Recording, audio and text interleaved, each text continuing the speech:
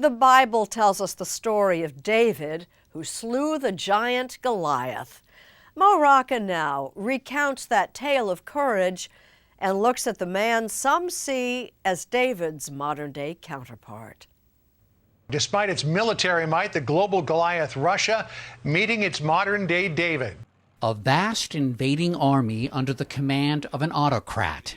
So David fighting against Goliath, and we really are David against Goliath. A much smaller country under siege. Its leader refusing to flee. President Volodymyr Zelensky, who is leading a defiant nation in this David and Goliath battle. When it was clear that Zelensky was staying, what did you think? I thought, he's a leader, he's a David, and Putin is a coward. Steve Leder is senior rabbi of Wilshire Boulevard Temple in Los Angeles. We have elderly Ukrainian women making Molotov cocktails in their basement. If that's not a David-Goliath story, I don't know what is. In the biblical story of David and Goliath, the Israelites are outmatched by the Philistines and the giant Goliath. Only a shepherd boy named David, armed with a sling and 5 smooth stones, is willing to challenge Goliath. With a single shot, he fells the giant, and the Philistines flee. Every one of us at one point or another has faced frightening odds. There are many stories like this where a powerful narcissist, a bully, frankly, ends up being crushed under the weight of his own demagoguery and his own narcissism. Fighting increasingly grim odds is Ukrainian leader Volodymyr Zelensky, who became famous playing a school teacher Доброе утро, господин президент.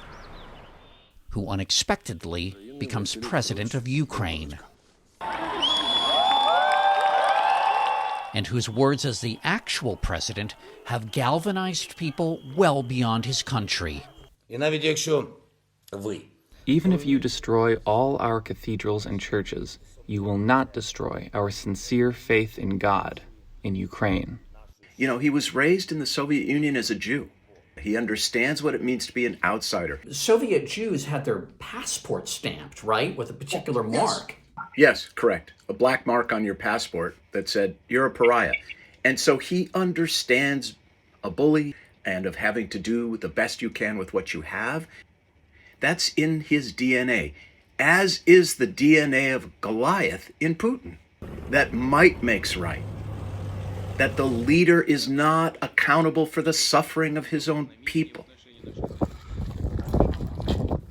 For the moment, as Russia continues its merciless advance, Zelensky, a 44-year-old husband and father, remains resolute. We have nothing to lose but our own freedom and dignity. For us, this is the greatest treasure. I can't be the only one asking himself, what would I do? Could I be that person? There's an old Yiddish expression that I think of often, which is, when you must, you can. If you had asked Zelensky 5 years ago, do you think you could be the man who 5 years from now stands up to Vladimir Putin and the Russian army? He might have said no. But Rabbi Leder says a challenge this great also requires a certain kind of faith. In order to be a David, you have to be in denial of the full powers of the Goliath, right? It takes some denial. The truth of the story is, you may not always win with courage, but you've got a hell of a lot better chance.